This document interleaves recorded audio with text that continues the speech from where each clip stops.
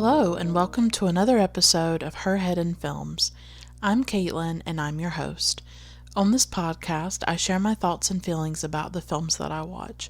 They tend to be art house and world cinema because that's the kind of films I love the most. What makes this podcast unique is that I weave together my life experiences with an in-depth and personal discussion of films. I explore the impact that cinema has on me and why I connect so deeply to it. As I like to say, my head isn't in the clouds, my head is in films. Today's episode is about the 2003 film Memories of Murder by Bong Joon-ho. It's based on the true story of the Hwaseong murders that occurred in South Korea in the 1980s and early 1990s. 10 women were brutally killed by a serial killer who evaded capture for over 30 years. At the time that the film was released, the case was actually unsolved. But just recently, this year in 2019, a suspect was identified through DNA technology. Now, he will not be tried for these murders because the statute of limitations for them have run out. But he is already in prison for another murder. In this episode, I update you on all of that, and I talk about the suspect and what appears to be the solving of this case.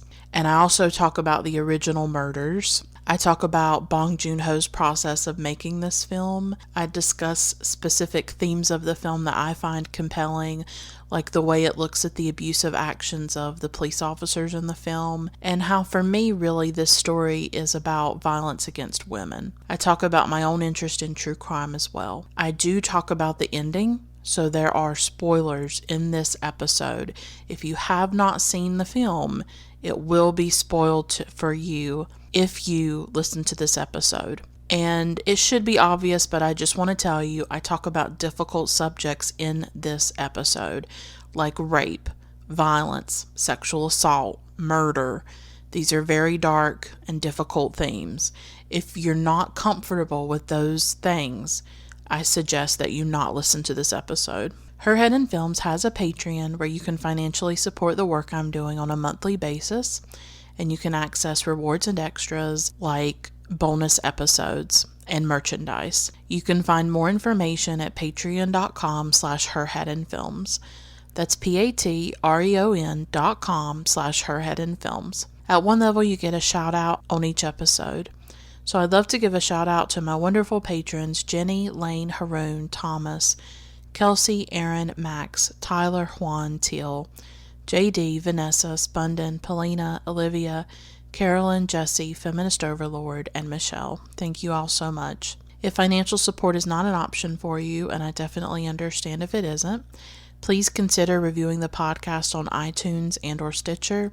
If you write a review, I'll read it in a future episode. You can tell your friends and followers about Her Head in Films, or you can just interact with me in a positive way on social media. I'm on Facebook, Twitter, and Instagram. Just search for Her Head in Films and I should pop up. You can see links to all my social media accounts listed in the show notes of each episode. So I won't go on anymore. Here is my episode about Bong Joon-ho's Memories of Murder.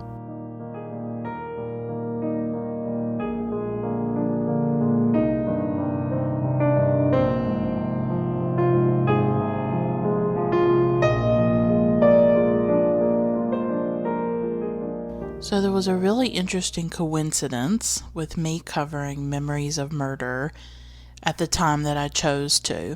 I had actually planned on covering Memories of Murder in September of 2019. I ended up getting a cold earlier in the month, and so I had to delay the episode and not do it.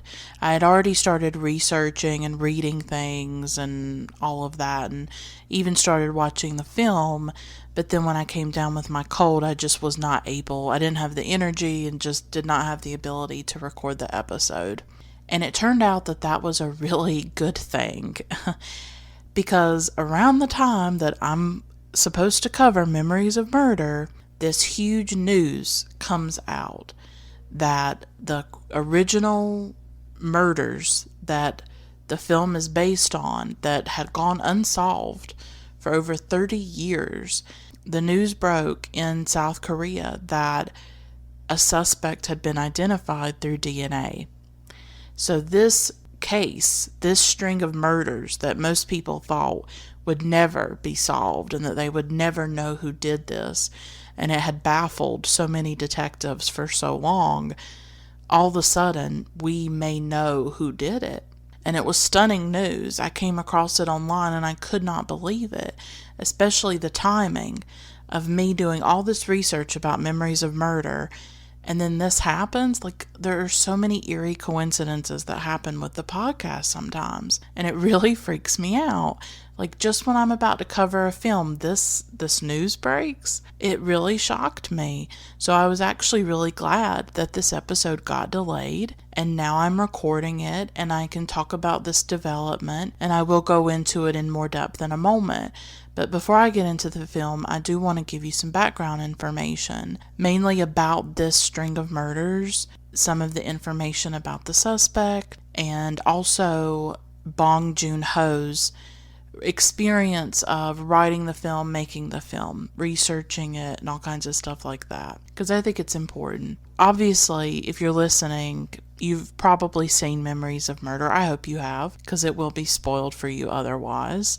And you probably know that it's based on a true serial killer case in South Korea in the 1980s. These murders are known as the Hwaseong serial murders. And I do apologize if I'm not saying that right, but I couldn't find any kind of pronunciation for it. The murders happened between 1986 and 1991. Hwaseong is a sort of rural town outside of Seoul, South Korea. It's a very rural area. There is not a ton of information about these killings, at least not here in America or with English sources. Like, I'm sure it's been written about a lot in South Korea, but I could not find a lot of English language sources that went in depth about the crimes. Like, there's no true crime book about it the way there might be about, like, Ted Bundy or BTK or, the Zodiac Killer or something. So I wasn't able to find a ton of information specifically about the murders that went into a ton of detail. I mainly relied on the Wikipedia page. Wikipedia lists 10 victims, and they ranged in ages. The women were bound, they were strangled, often sexually assaulted and murdered. And this was an explosive case in South Korea when it was happening, and I'm sure it haunts the country to this day. I would imagine that these killings are sort of similar to like the Zodiac here in the US. That's a really big unsolved serial killer thing, and I would imagine that this is sort of similar for that country, where it's like this very traumatic thing and haunts the region especially. I did find a little bit of information on CNN. It mentioned that all the victims were strangled to death. Often a piece of their clothing was used to strangle them. The CNN piece says that like stockings or a blouse was often used. In some cases it says, quote, the victim's genitals had been severely damaged, unquote. So there was mutilation that happened to these bodies. There was sexual assault. There was rape. There was strangulation. These were profoundly violent and horrific killings in the rural area of Hwaseong. And it really terrorized that region. And then it seems like the killing stopped. Nobody knows why. It's not clear. This string of murders really haunted the region for over 3 decades until the recent breakthrough. There was a massive investigation to try to catch this man. Over 21,000 people ended up being investigated. They really obviously searched for him, tried to find him, but just weren't able to. Sometimes you just don't have the clues. It reminds me a little bit of BTK in the way that he eluded the authorities for so long. And sometimes that is what happens, unfortunately, that they cover their tracks so well. And I'm going to talk in a little bit about my own interest in true crime, why I'm name dropping these people, because ever since I was a child, I have had a true crime obsession. And I want to talk about that for a moment, but that will be later on. So the thing about this case that's even more interesting is that even if they found the suspect, and it seems that they have, they cannot prosecute him because the statute of limitations for these murders ran out. They ran out in 2006. So this person, the suspect that they found, will not face any kind of charges if he is the serial killer. And that's a really unfortunate part of this case. So I do want to give a little bit of information about this suspect. And I found this on The Guardian. And of course, all my sources will be listed in the show notes of the episode. I do that with every episode. It's really important to me to always cite my sources, to always quote, and all of that. Like, there's been some controversy recently with the podcast stuff. I think there was a true crime podcast that was not really citing its sources properly. And I just think it's always important to do that. So The Guardian said, quote, "Using the latest forensic techniques to retrieve DNA, officers have identified Lee Chun-jae, 56, as a suspect in at least 3 of the killings," unquote. So there was some kind of DNA sample on one of the victims' underwear, and that is what they matched to this subject, Lee Chun-jae, who is now in his 50s. The interesting part is he's actually already in prison. He was put in prison for life for murdering his sister-in-law in 1991. Now, Lee Chun-jae denies that he is the Hwaseong serial killer. He denies that he was involved in them, but some of his DNA has been matched to the victims. That's pretty powerful evidence that he at least killed some of them. And I guess that would lead us to believe that he killed all of them. But I don't know all the details and the specifics. It was hard to find a lot of specific information from sources that are reputable. I tend to believe that The Guardian does a decent job with information, and so I was trying to find sources that were reliable for this. It's interesting to note that he got put in prison in 1994, and we know that these serial killings ended around 1991, so that could be a reason why they stopped. He got imprisoned. He got caught for another crime, and so the serial murders ended. But it seems like they do have the person, and it's modern technology that allowed them to find him, and it was DNA that he left behind on one of the victims. So I just want to talk a moment. This film, while it's not a true crime film, it's based on a true crime. And that is what drew me to the film originally, because I have an interest in true crime and it's very intense. Since I was a child, I've watched true crime shows. I was always obsessed with them. I was watching Forensic Files. Like, I really love the forensic shows from the 1990s. I actually still watch them obsessively. When I'm tired or I'm having a bad day, I put on like Forensic Files or The New Detectives or even Unsolved Mysteries. I love the Robert Stack episodes. I grew up on that. I was born in 1989. So I really grew up at a time when forensics and DNA and true crime were kind of popular, and people were becoming more interested in forensics, I think. A&E, I don't know if any of you know that channel. I used to grow up watching a lot of shows on A&E. They had American Justice, The Cold Case Files, and City Confidential, and I still love those shows even now. Sometimes I'll look for episodes on YouTube and I'll watch them. So, true crime has been part of my life. I used to watch serial killer documentaries. I used to be very interested in serial killers, and I also used to read a lot of true crime books when I was younger, like by Aphrodite Jones. I read quite a bit of Aphrodite Jones when I was younger. So I don't focus as much on serial killers anymore. I've really shifted my focus where I'm a true crime, I guess, person who is more interested in victims and the stories of victims, and I'm not interested in the killers or glorifying them. Like, I am turned off by people who sort of glorify murderers. I'm not interested in that. I'm more interested in hearing the victim stories personally, and women's stories, right? Because true crime is dominated by women. Women are the primary consumers of true crime, and they are the primary victims who are focused on in the world of true crime. And thinking about memories of murder, I just wanted to talk about true crime. I know it's not directly, I don't know if it's like directly important, I guess, but I just wanted a space to talk about it because obviously Bong Joon-ho would not have made this film if he himself were not interested in this true crime, in this serial killer, in this, set of murders. He did it because he was obsessed. He was interested in it or fascinated by it. And I'll get into everything that happened when he was making this film and what led him to it and all of that. So he, in a way, was obsessed with a true crime. And so I just think I wanted to just have this discussion about it. It's like, why is there this true crime obsession? There's a lot of hand-wringing about it, which is weird to me. But I will say that I think a lot of people are interested in true crime because you're looking at darkness. I think it's something impenetrable and it's something incomprehensible for regular people who are just living like normal, non-violent lives. I don't want to kill anyone. I don't want to hurt anybody. I don't want to inflict violence on anybody, and I certainly don't want violence inflicted on me. And so I think there is a part of us that wonders, how does a person do this? This is the ultimate act, to take another person's life.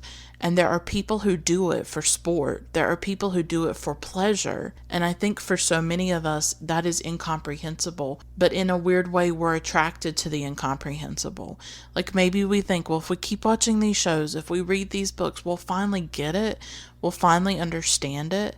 But of course, you never can. It's just not possible. And the way that true crime works, or even things that are not true necessarily, but like mysteries, mystery books or shows that are about mysteries, you get consumed by them and you get interested in how the case will be solved, how the detectives find the murderer, how the victims get justice. So there's just something very profound about that you get wrapped up in this very human drama. It's just, it can be consuming, and you want to unravel the mystery and you want to know what happens. And it can take you out of your everyday life in that way. And that may be why people watch a film like Memories of Murder, which is a crime film. That's what it is. And it takes you out of your life. You get transported into this world of rural South Korea in the 1980s, and this man who is stalking these women and killing these women, and you want to know who did it. So it's this mystery that you want to solve. And for me personally with true crime, I feel a connection to the victims and I want to hear their stories. That's really important to me. I have not been through any kind of violence or anything like that, but I have been through loss and I have been through grief. When I lost my father in 2006 and I was 16 years old, and that was a really devastating loss for me. And so true crime, I was interested in it before he died. And my dad was interested in it too. He used to watch Forensic Files at night, and sometimes we would watch forensic shows together or crime shows together. So it's something I grew up on, so it's instantly comforting to me and nostalgic, especially if there's a show from the 1990s during my childhood. After he died, it took on a different importance for me, because it creates a space for grieving, because often on these shows, the families are talking about the victims. They're talking about a daughter or a wife or a mother that they lost. They cry and they share their grief. There's something cathartic about that for me, to see people sharing, because you don't often get to share it, or you don't often get to see it in everyday life. But you see it on these shows, and you sort of bear witness to those people's lives and to the lives of the people that they've lost. You do feel that connection to the victims, whether it's real or not, or, whether you think that's valid or not. It is the way that I feel when I watch the shows. But, I also think that true crime and mysteries, they're about more than just like a sordid interest. To me, it's often about larger systems, often about the breakdown of community, a sign of serious problems in society, like violence against women. And really, Memories of Murder, it's not just a crime film, it's about violence against women. These crimes are not being perpetrated against men, they're being perpetrated against women. And that's important. And women are interested in true crime because women have to live in patriarchal, misogynistic societies where they are victims of violence and they are vulnerable to violence, often from men that they trust and that they know.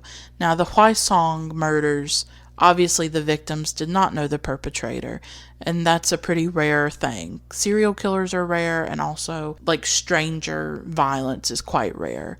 For women, we often know the men who violate and harm and kill us, unfortunately. And I just wanted to share some statistics about violence against women. These are for the United States. I don't know what they are in South Korea. I Googled it and tried to find some statistics, but I found it very difficult to find them. But I would imagine that there is a similar thing happening, where there is a great deal of violence against women there, just like there is here in the United States. There was a recent study that found that in 2016, the homicide rate for women grew by 21%, and that's the highest that it's ever been since 2007. Often, female homicide victims are killed by their husbands, their boyfriends, men that they know. And there's an article in CBS News. It said, quote, more than half of the women who were murdered in 2017 worldwide were slain by an intimate partner or family member. 82% of homicide victims targeted by intimate partners are women.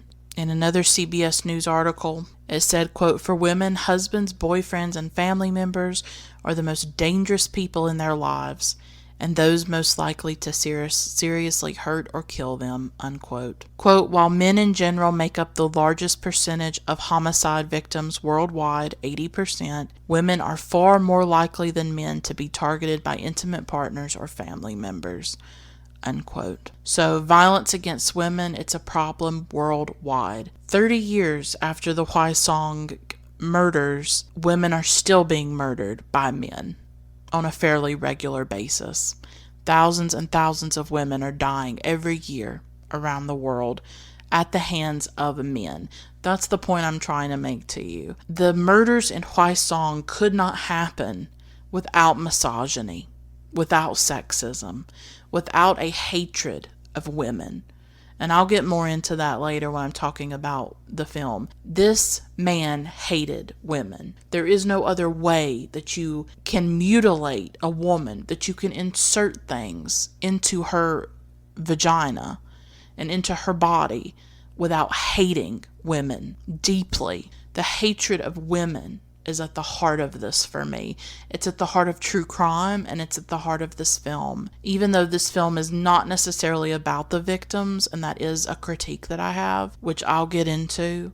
Overall, I like this film, obviously, or I wouldn't be talking about it, but I have a few issues with it, and that's normal. It's still a very masterful film. The root of this, the root of the serial killings, the root of all this violence is a hatred of women. It is misogyny. We have to call it what it is. And too often in true crime, the structural is not called out enough. Patriarchy is not called out enough. We tolerate these murders of women. We tolerate violence against women. We tolerate rape and domestic violence. We tolerate it. When there's a terrorist act, all kinds of things happen. 9/11 happened, and look what came about as a result. We invaded countries. We started wars. The spying, the surveillance, the demonization of Muslims, all these things happened. And yet every single day, women are beaten, raped, killed by men that they know, men that they don't know. They're killed because they reject a man. They're raped because they're walking home alone. This is the world that women live in. This is the world they fear. This is the world they have to navigate and tolerate, with their mace spray and their self-defense classes, hoping to God they don't become the victim. And it makes me mad. And I think about those women in Hwaseong in the 1980s and the early 1990s. Schoolgirls, older women, all kinds of different women who were just walking home or who were just living their lives, and this man came along and murdered them and raped them and mutilated them because he hated women and because he lived in a culture that tolerated a hatred of women, just like we live in a culture that tolerates this kind of violence against women. Because we could end it, it could stop, but it's not going to, right? We're still fighting as women to be seen as human beings and to not be objectified and to not be harmed and violated and murdered by men. I'll never stop being mad about it. And that's part of why I watch true crime, I guess, is because I want to hear women's stories. I want to bear witness to their lives. But more than anything, I just want it to change. And I know women around the world are fighting. Women in South Korea, women in the United States, all of us, are fighting for a day when women don't have to live with this kind of violence against them. I know I went on a tangent. It may not seem related, but to me it is related because I see true crime and I watch Memories of Murder as a woman. And a man watching Memories of Murder may not see it the same way. But I identify with those women in the rain. And that could be me. That could be you, as if you're a woman listening. It could be any of us. That just kills me. I hate it. It makes me mad. And I won't apologize for that anger. I just think as a woman watching the film, it's just terrifying. It's absolutely terrifying what those women went through. So there's all this hand-wringing about true crime, and I get tired of it. I get totally tired of it. Oh, is it okay to watch true crime? Is it okay to read true crime? To me, it feels sexist.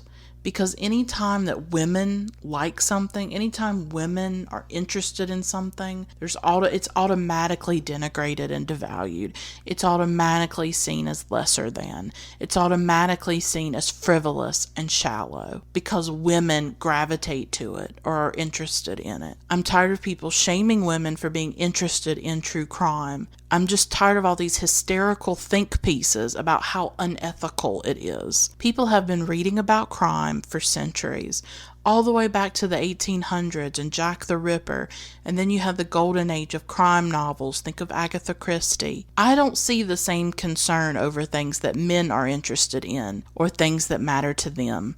Women are interested in true crime because every day we have to live with a certain amount of fear that a man that we interact with, a man that we reject, a man who sees something about us and wants to hurt us actually could. That's what we live with.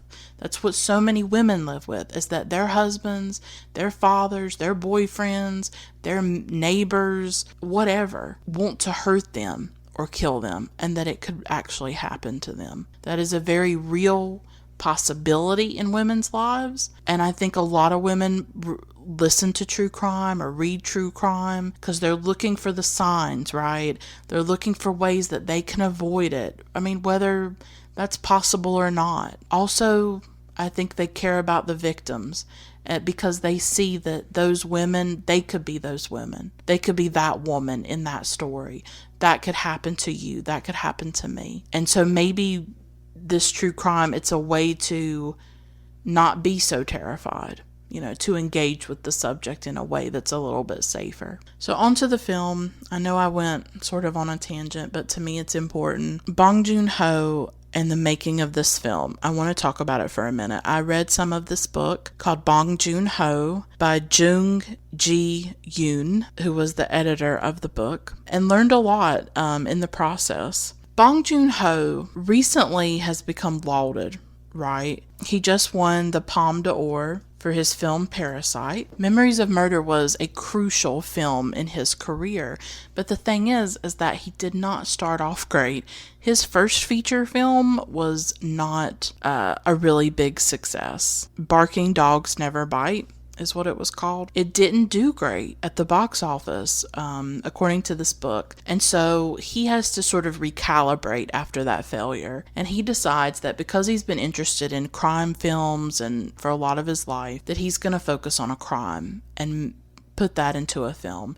And that's how he ends up making Memories of Murder. And that's his second feature film. It's extremely successful when it comes out in 2003. In Korea, 6 million people saw this film. The film brought him international acclaim. He chose to focus on the Hwaseong murders because of his own interest in crime films. Now, according to an interview in this book, he spent many months researching the film, and he did a lot of his own original research. He spoke to detectives, to people who lived in the area during the murders, to reporters who covered it. He was on the ground interviewing these people, talking to them.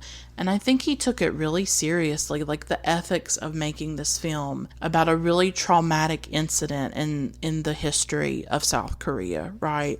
He takes it extremely seriously. Many of the things that happened in the film were real and were based on real accounts, some were not.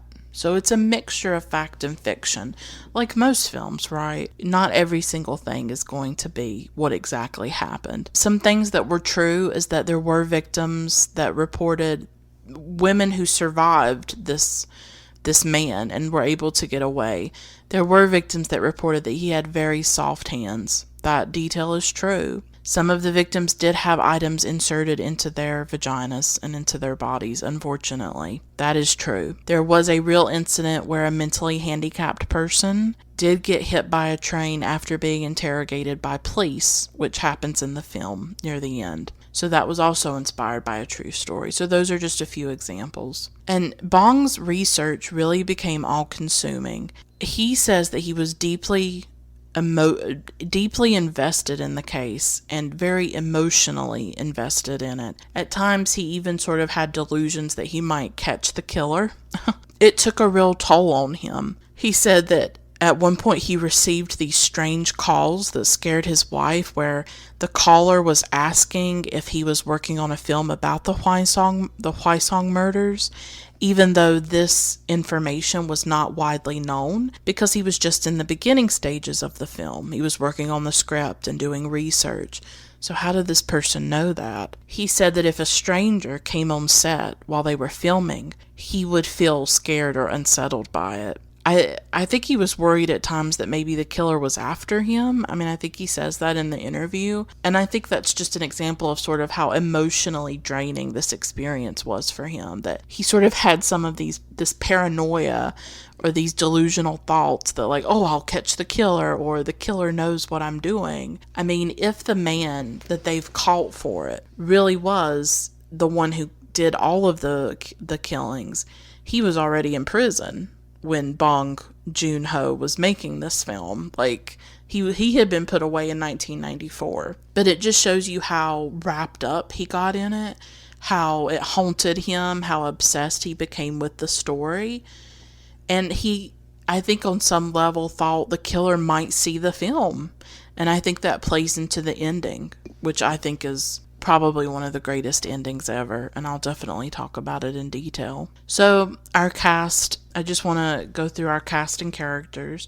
There's Park Do-man, who is the main detective, and he's played by Song Kang-ho. There's Seo Tae-yoon, who is the new detective that comes in, and he's from the big city of Seoul, and he obviously has more experience with very violent crimes. I mean, Park Do-man is, and I apologize about the pronunciation of these names. I've done my best with them. So, Park Do-man is like a rural police officer, right? He's like a local police officer who probably doesn't have a ton of experience with murders in that area. Whereas Seo Tae-yoon, played by Kim Sang-kyung, has much more experience with violent offenses, probably, and with murder. There's Cho Young-koo. He's the detective that beats people a lot. He's almost like a caricature, I think, in this film. He kind of brings comic relief at times. It's weird how funny this film is occasionally, and I think like the ineptitude of the police really creates humorous situations that you just like laugh at their idiotic stuff that they do, because it's just nuts, some of the things that they do. There's Baek Kwang-ho, who is mentally handicapped, and he's one of the first suspects. And then there's Park Hyun-joo, and he is sort of the final suspect. He's very young and quite beautiful, and he has the soft hands, and and all of that. And he's sort of their most powerful suspect, where they really think that he did it. They're sort of convinced that he did it. So I'm going to go through and just talk about different themes of the film and different things like that. First, I do want to linger on this opening of the film because it's very interesting. And it opens in 1986. We see a child in this yellow field, and there are these children playing nearby, and it all looks incredibly bucolic and beautiful. To me, that's always the jarring thing about crime, is like the darkness lurking under everyday life in places that seem idyllic, and there's that darkness that's lurking in people too. So what's interesting is the way that the opening, like the beginning and the ending of the film, obviously bookend each other. And they bookend each other in very specific ways. They do so with the location and also the colors. The way that the films look at the beginning and the end are very different than the way they look in the middle with the colors.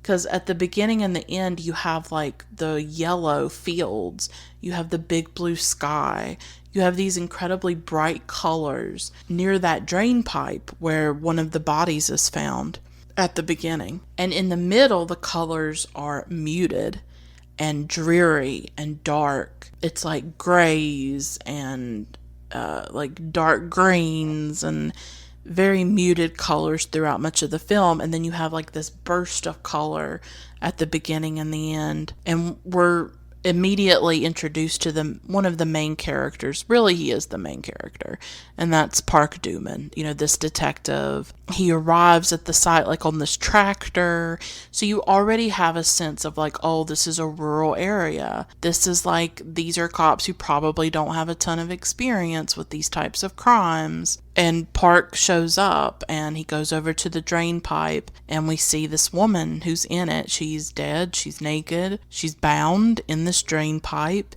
and there are ants that crawl all over her hands. That's like a very visceral image for me that I remembered from this film. The little boy is right there. There's this dead woman and then there's this little boy, and it's a jarring juxtaposition. It's just a jarring scene, honestly. And the little boy is watching the detective and starts to repeat everything that he says. Obviously, this little boy and the children playing nearby, they have no understanding of the gravity of the situation, that here is a dead woman. And then at the end, Park will return to that drain pipe and he will get the information. The big scene will happen, and I'll talk about all that when I get there. But it's just very interesting to think about the way that these scenes echo each other, are related to each other, connected, and the way that they bookend the film. I wanted to talk about the representation of the police in this film because it's very interesting. It's very different than what you see in a lot of like American films. In American films, the police tend to be valorized and they tend to be the heroic good guys, right? And it was so different the way that the detectives were portrayed in Memories of Murder, and it really stuck with me.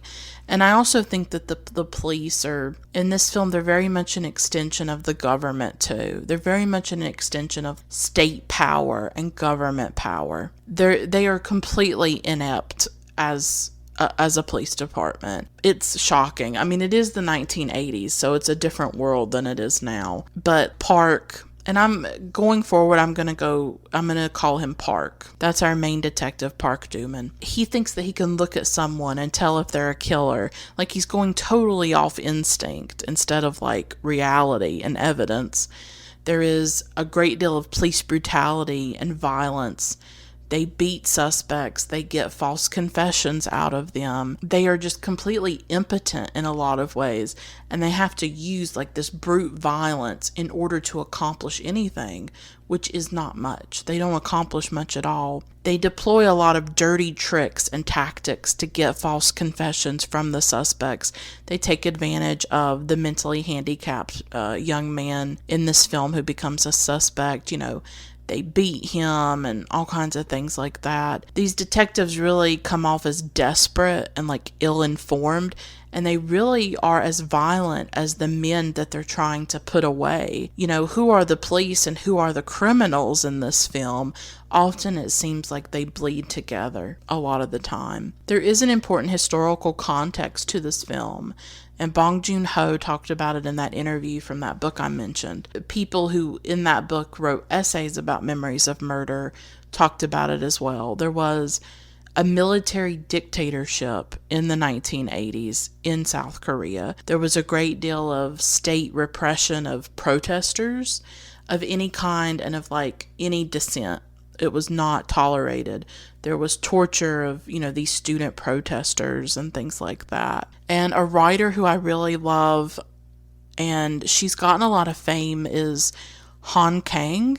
She has a really famous book called The Vegetarian. She also has a book called Human Acts that I thought was really powerful. It takes place in South Korea. It's about a lot of violence that happened during a student uprising, a student protest in the city of Gwangju, South Korea in 1980. And that book really speaks to the military dictatorship at the time, the violence against ordinary citizens, the violence against students and protesters. It's a powerful book. And she also has a book called The White Book that's really good. I've read a lot of her work just because I think she's a great writer. So if you're looking for a Korean author, I definitely do recommend Han Kang. I wouldn't be surprised if she won the Nobel Prize for Literature one day. I mean, I just think her work is really important. So this is a very tumultuous time in South Korean history. There is a darkness that hung over the country, and that seeps into the film. So I think that the police in this film function as like an extension of that state power and that government power, where you have these excesses and this violence that's going on at the governmental level and the state level, and then that sort of bleeding into this film, I think, and to the local authorities and the way that they abuse their power. Many of the suspects are in this film are those who don't fit in society. They're people who act strange or might have a handicap or are poor. And, these are people who are particularly vulnerable to state intervention, and they lack any kind of protection from it. That was interesting to me, the way they latched onto the mentally handicapped young man, Baek Kwang-ho, the way that they really were obsessed that Kwang-ho was the murderer, and it was clear he was not. And in the end, he actually was a witness to the murder. They've spent all this time beating him and attacking him and traumatizing him, when what they had was a witness, somebody who could give them more information. And he ends up getting hit by a train. He ends up walking in front of a train and dying before they can get a lot of information out of him about the killer. I mean, here they have someone who saw him, but they can't get a lot out of it. Kwang-ho was not the killer. That's really obvious. So you can't just look at somebody and tell if they are a murderer. But there are a lot of people who think that. They think they can tell someone's a killer by how they look. You always hear about these people who are shocked when they find out that a neighbor or someone who's attractive is a killer. Think about Ted Bundy and the whole obsession with Ted Bundy and how good looking he was and how articulate he was and smart. There's no way to visually discern a murderer from anyone else. They're ugly, they're handsome, they're short, they're tall, there is no manual or way for you to tell, oh, this person might kill his wife. Oh, this person might kill someone. There's really no way of knowing. There can be red flags and things like that, like domestic violence and, things like that. But you can't visually tell. There are all kinds of people who end up committing crimes. They don't necessarily look a certain way. But in the 1980s, we didn't have DNA at that point. I mean, it was in its infancy. There was not a lot of forensic resources that these detectives had. And so they just fell back on this ridiculous premise that they could just look at somebody. And there is a point in the film where Park, the main detective, he sees two men, and one was the victim, one was the perpetrator in the attack. This is a separate thing from the murders. One of, I think his superior or something asks him, like, which one do you think's the victim? Which one do you think is the perpetrator of this crime between these two men? And he couldn't tell. And we as an audience can't tell either. Like, we're looking at them and we're thinking, wow, which one's the victim? Which one's... He's going by this instinct and this intuition that he can't even quantify. He can't even explain, and it's not even reliable, right? He's just going off like something magical inside himself, I guess, where he thinks he can tell a murderer from a normal person, and it's just not true. It's not based on reality. It's not based on evidence. The thing about this film is that its primary focus is on the investigation. It is on the search for the killer, the failed search for the killer. This is really a film about failure. Right from the beginning, it is about failure. It's about the failure of the police to find this person, the failure of the community to protect these women. But that is the main focus of the film, is the detectives. These three main detectives, Park and the one from Seoul, and then the one who likes to beat people up constantly. It's about them trying to find him, trying to stop the killings when they can't. You know, that is the main focus of the film and the main priority. And we do occasionally see the victims. We do occasionally see the women in the fields, bound, and, you know, ants crawling on them. We do see some imagery of that. It's not a graphic film by any means, and I was thankful for that. It didn't show any kind of sexual stuff. It did not eroticize the violence against these women. It did not eroticize the rape or anything like that. I did think that it was responsible in the way that it handled showing that, because film is a visual medium. You have to show something. You know, you are trying to represent something, but I think there are responsible, ethical ways to do it, obviously. And I didn't think that the film came off salacious in the way that it portrayed the women or anything like that. But I think that my one criticism of this film would be that the victims are never really represented as people. They're always corpses. We don't see these women and who they were before they died. Their point of view is not particularly important to the film. It's obviously much more focused on the police investigation. All we get really is the one survivor that lives in that house, and she talks a little bit, but she's not necessarily fleshed out or lingered on for a long time. They're just dead women and girls. They're nothing more than that really in this film. Other people may have different opinions about that. Obviously, the film is not interested in focusing on the women or focusing on the victims. It's interested in the investigation. But it is a criticism for me that we can't see these women as anything other than corpses, as anything other than dead bodies in a field. Watching the film for a second time, I had seen it for the first time like last year, I think, and I just noticed it with this second viewing. I was like, we really don't get a sense of who these women are. But that's not something unique to Memories of Murder. That's something that you see in a lot of films about serial killers or about murder. I mean, that's just the truth. The filmmakers, and they tend to be male, they want to focus on the police. They want to focus on catching the killer and the excitement and the suspense, and that's what a crime film is.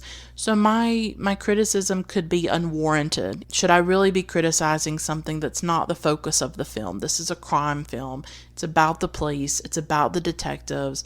It's about the search for the killer. And I totally get that is what the film concentrates on. I'm just saying, could there have been a way to make these women more fleshed out and more multidimensional and more real to us than just dead bodies in a rainy field? You know, I think that's worth lingering on, and I think that's worth asking when it comes to crime films or crime shows. You know, I would contrast it with a really, really exceptional show on Netflix called Unbelievable that I recently saw and that I can't recommend enough. And it is one of the best series I've seen in ages, one of the most feminist TV series that I've ever seen, in that it is a crime drama, obviously. And if you don't know what it's about, you probably don't. It's about this young woman, Marie Adler, in the show, who is raped in her apartment. And when she reports that rape to the police, they really start to interrogate her. They start to point out inconsistencies in her story, and they get her to a point where she recants what she told them and says that the rape didn't happen. And then it turns out that this man is a serial rapist and that he has raped other women in other states. And these two female detectives in another state, different from Marie, they have their own cases of rapes that are happening, and they try to find the rapist. They team up together to find the rapist. So it's about so many things. It's obviously about sexual assault. It shows the trauma that it does to victims, but it also shows what some victims have to go through when they report their rape to the police, and the systemic failures that can happen to women, because she goes through so much, Marie does, because of the way that the police treat her. And so I urge you to watch the film. The series. I don't want to give away a lot about it or anything like that. Just watch it, and it's very powerful. But what's unique about this series for me, and exceptional and really feminist, is the way that it centers the victims, the way that it centers women. It's just extraordinary in that way. It shows what really happens in the aftermath of a rape, going to the hospital, what a woman goes through with that, what it's like to have to talk to the police, and all of these really difficult things. It doesn't eroticize rape or eroticize violence, or eroticize sexual violence, which you can see in a lot of films and TV shows, unfortunately.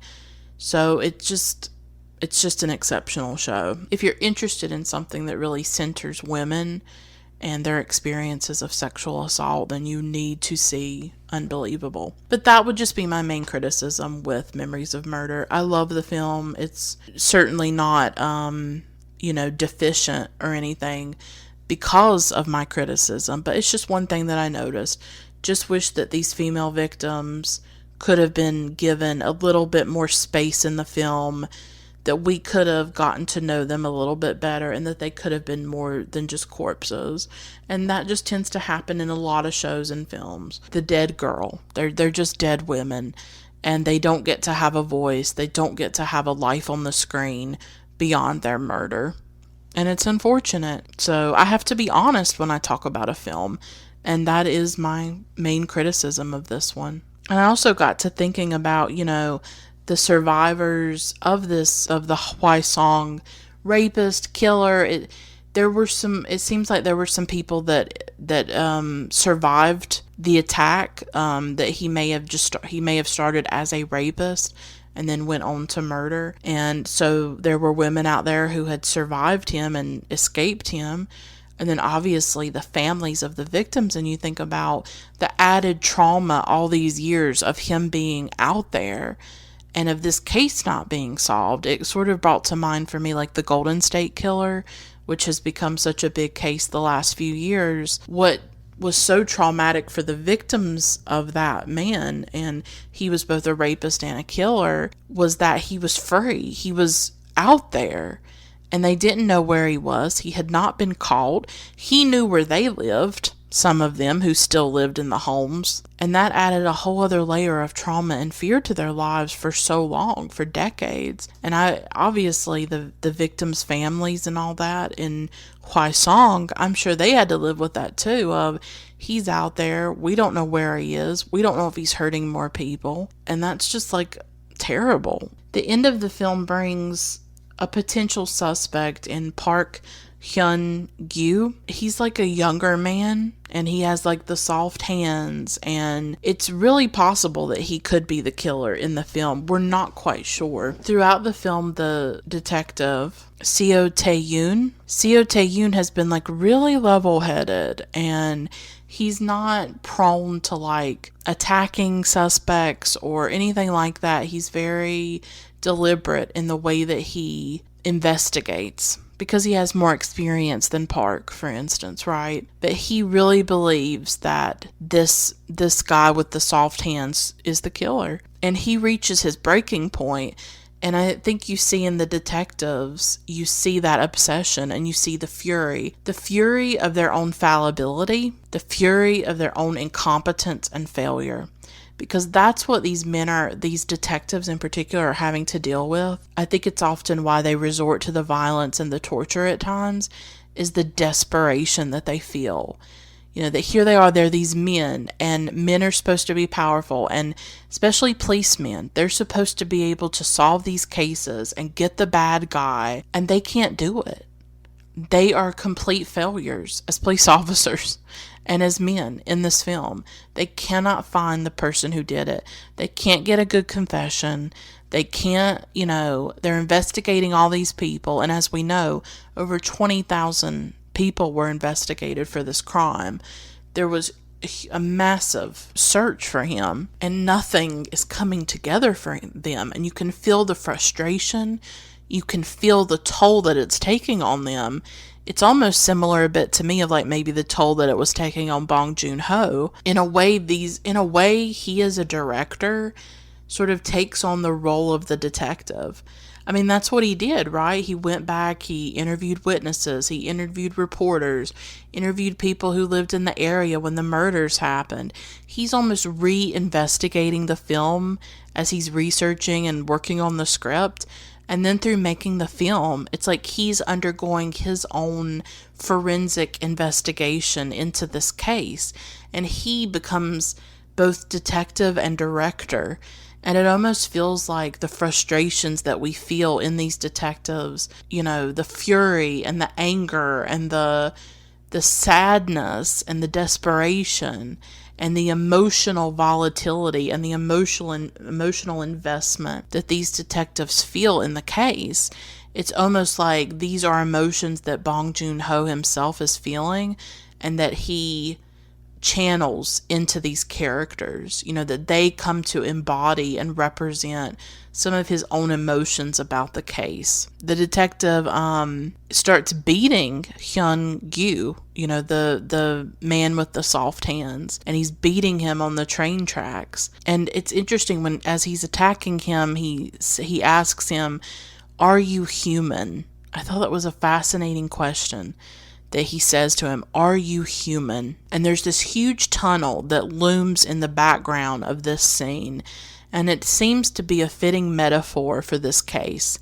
How it forces the police to really look into a void that they cannot make sense of, to look at a darkness that is almost all-consuming. And they can't put a name to it. They can't put a name or a face to that darkness that they are confronting. I mean, the detective, the CO, actually gets out a gun and he wants to kill this man. He has been pushed so extreme to this edge, right? To the edge of his own, humanity, that he would actually kill somebody. And he wants him to confess that he's killed these women. And that's when Park shows up, the main detective, and gives him the DNA results. And the suspect is not the killer. The DNA does not match, and yet he's still convinced that it's him. And it's not. He thinks there's a mistake. There's not. He didn't do it. But they have to accept their own failure, that the person they thought it was, or that they want it to be, is not the killer. And there's this scene where Park is staring at the suspect for a long time after he's been beat up and all that. And he's staring into his eyes, thinking that he can figure out if he's the killer just by looking at him. But he can't. He can't do it. He just doesn't know. And they let him go. He just disappears into the darkness, into the tunnel. Because it's not him. It's not any of the men. It was none of the 20,000 that they investigated. All the man hours they've put into it, all of the time, all of the energy, and they just want to find this person and they can't find him. Just that fallibility that you feel, and how hard it is for them to cope with that, to accept that they are going to fail. They cannot find him. And I just want to linger on the ending, because I do think that, in particular with this film, the last 20 minutes are crucial. And the last 20 minutes are masterful. The whole film is building to this. And when I watched it the first time, I was just completely riveted, of course. So in the end, it it fast forwards to 2003, to the present day, at the time when the film was released. And we see Park with his family. He's married now to the girlfriend that he had back then. He has 2 children, and he's not a cop anymore. He's not a police officer. He's a traveling salesman selling juicers. So it feels like to me he probably got out of the police force after this case, after realizing that this is not probably the line of work that he needs to be in, right? So his job takes him back to Hwaseong. He returns to the road where we first saw him at the beginning of the film. He goes to that drain pipe and he looks in. Of course, the dead woman that we saw is gone. It's just an empty drain pipe again, and it's all these years later. And as he's sitting there, a little girl comes by and asks what he's doing. She says that a while back a man had been there just like him, and he said that he'd done something there and was revisiting it, and that was the killer, of course. So Park asks her what he looked like. She says that he just looked plain and ordinary, and that's when Park looks straight at the camera. And that is the end of the film, is him just staring into the camera. And this was not what I was expecting at all. And this is why I think that nobody should be told anything about this film when they go into it. Maybe the bare minimum. Oh, it's based on the Hwaseong murders, about a serial killer in South Korea. But nobody should be told about the ending, because it is like a gut punch when you see it. When you see his face just staring into the camera, staring at you, right? Staring at you as a viewer. And it breaks that fourth wall, obviously. And there's a lot of different interpretations of that final scene. Is he staring at the killer who could be watching the film? Is it maybe a commentary on how the killer is an ordinary person just like Park? That she can't, when we're looking at Park, we're looking at just an ordinary average person, and the killer probably looks just like he does. Looks just as ordinary and normal and plain as he does. There's nothing unique about him, and there's nothing unique about the killer. She probably couldn't even do like a photo recreation of this guy. He's just an average, plain, ordinary person. Just like Park, right? Just like the detective. Just like us, the viewers. He doesn't look like anything. Now, of course, he's not like us, because he murders people. And I want to go back to that book that's called Bong Joon-ho by Jung Ji-yoon. And it's about, I think it was released shortly after, not after Memories of Murder, but I know it talks about the host. It came out like quite a few years ago. There's a chapter in it called Making Genre Films in the Third World, Memories of Murder and the Host, Genre and Local Politics by Hoo Moon Young. That's what the chapter's called. And so when it comes to the ending, I was really struck by something that this writer said. Hoo Moon Young writes, quote, "You will ultimately have to face an incomprehensible emptiness at the end of it, as the puzzle becomes more and more meaningless and disappears completely at the last moment," unquote. And they're talking about the ending of the film, this incomprehensible emptiness. And I thought that was a really fascinating way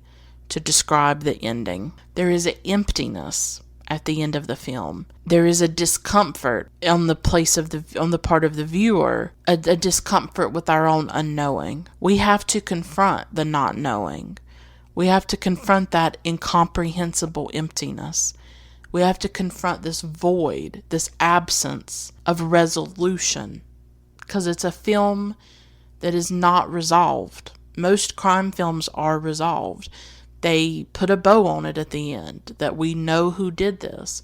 We can go to sleep and with comfort and know that particular criminal, that particular killer is off the streets and was found and put away. At the end of Memories of Murder, we don't get that comfort. We don't get that reassurance that everything is right with the world, that justice has been done, the good guys have won, the bad guy has lost, that evil has not triumphed, violence has not triumphed or won. That's not what we get with Memories of Murder. We get the painful reality that this man is still out there. And in 2003, We didn't know if he was alive, if he was dead, if he was still killing, if he was put away, what had happened. So imagine as a viewer in 2003, right? Or hell, just last year when I was watching it, and the suspect that we think did these killings had not been caught, had not been identified. So when Parks stares into that camera, it did feel like he could be staring at the killer. The killer could be watching. The killer could be one of those 6 million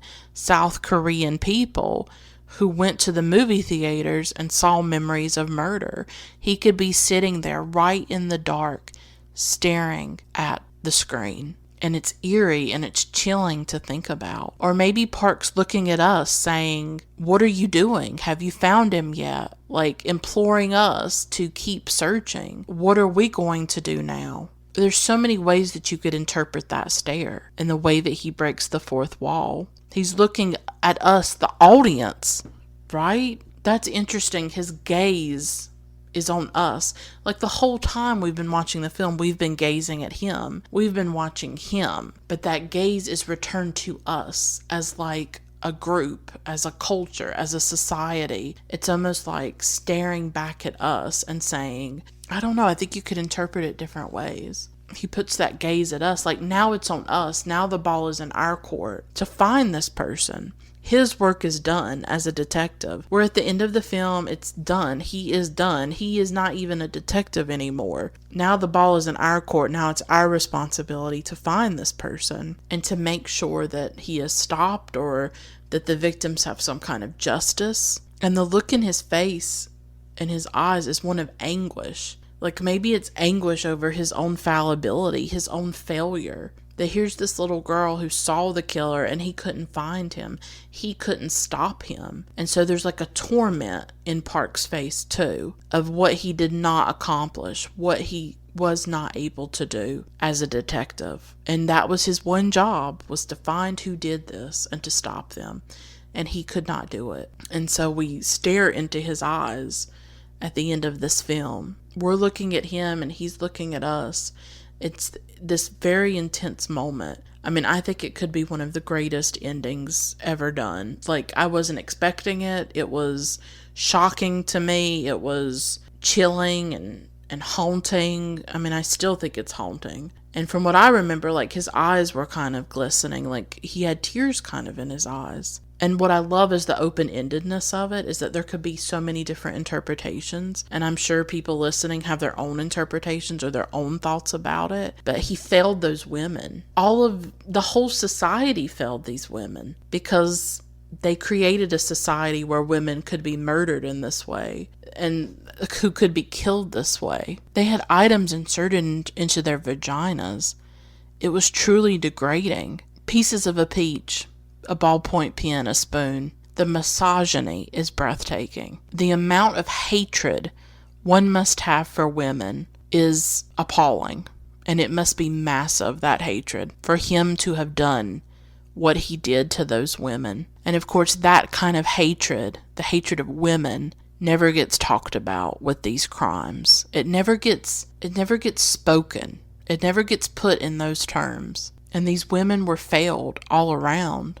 They were failed by the detectives, failed by their society. They weren't kept safe. They lived in a place where that kind of violence was possible and where it was tolerated. And that is happening worldwide on a huge scale every single day. And no woman is safe from it. In no country is a woman safe from it. And I just wanted to say that in this episode. It's important for me to speak that and to use that kind of language to describe what these crimes were really about, which was obliterating and annihilating women and girls. Even though they have the suspect possibly, and he probably is the killer now, and he's already in prison for a crime of a murder of another woman that I'm sure he brutally killed. Even with all that, these women are still gone. These 10 women and girls are still gone. The families who loved them still have to live without them, even all these years later, 30 years later. It's still heartbreaking and it's still horrible. But I think that Bong Joon-ho gives us a really powerful, memorable,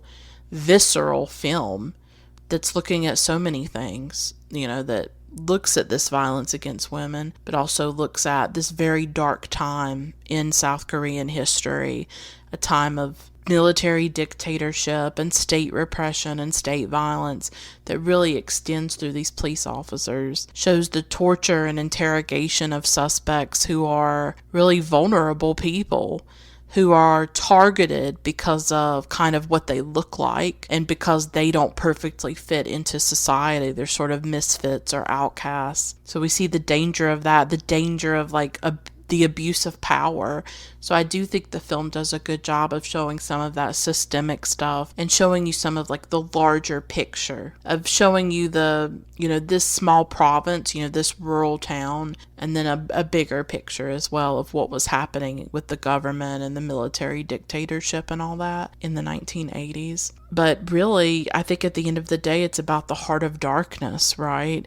I mean, that phrase by Joseph Conrad in that book remains relevant in a lot of ways, but that idea of the heart of darkness. And at the end of this film, I think maybe, is that what he's looking at when he looks into the camera? He's looking at this void, looking at the heart of darkness, the thing that he couldn't crack, the thing that he couldn't solve, looking at the darkness of humanity, of how we do these despicable things to each other. How every day horrific, unspeakable things are done to people all around the world. Human beings do these things to other human beings. I don't think we'll ever understand it. It's totally incomprehensible. It's inconceivable, really. But we keep going back to that darkness, and we want to decipher it. We want to know it or understand it, and maybe we think if that we can decipher it, that we can stop it, that we can find what is the root of this, how do we stop this, how do we prevent this, and we don't know. I think or we don't want to do what is required to stop it. What it would require is to create a world that doesn't hate women, to create a world that is not sexist and misogynistic, that does not teach violence to men and boys, and does not degrade and devalue women and girls, right? That's what would need to happen, is to actually stop violence against women, is to stop this. But that's not what we're willing to do. It happens around the world every day. I'm tired of it. I'm mad about it. And just seeing these women in this film just killed me. I think Bong Joon-ho handles it well, but it's still very difficult to watch, to see that woman's hands bound with the ants crawling all over them, to see these women's faces, to see them splayed out on the ground, right? To see what we do to people in this world. And yet I keep watching true crime, and I keep watching crime films like this. It's so dark, it's so sad, it's so heartbreaking, and yet here I am consuming it constantly. I get wrapped up in the mystery of it, I guess, and solving that mystery, and who did this, and why did they do this. But sometimes even when you learn the why, you still don't understand why, and you probably never will. So, Memories of Murder, very powerful film. I hope that you found my discussion of it valuable. These are just my thoughts and some of the things that, I wanted to talk about. But thank you so much for listening. Until next time, keep watching great films. Bye for now.